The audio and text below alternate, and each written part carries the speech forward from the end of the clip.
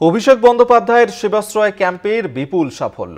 এখনো পর্যন্ত মোট 10 লক্ষ মানুষকে চিকিৎসা সহায়তা প্রদান।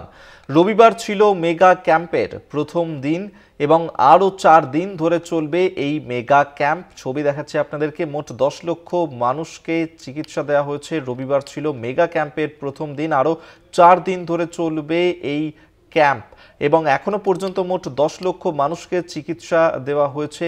অভিষেক বন্দ্যোপাধ্যায় তিনি এই সেবাশ্রয় প্রকল্প চালু করেছিলেন। সেবাশ্রয় ক্যাম্পের মাধ্যমে মানুষজন তাদেরকে চিকিৎসা পরিষেবা দেওয়া হয়েছিল এবং সেই ক্যাম্প থেকেই মিলেছে বিপুল সাফল্য। এখনো পর্যন্ত 10 লক্ষ মানুষকে চিকিৎসা সহায়তা দেওয়া হয়েছে। রবিবার ছিল মেগা ক্যাম্পের প্রথম দিন, আরও 4 দিন ধরে চলবে এই ক্যাম্প।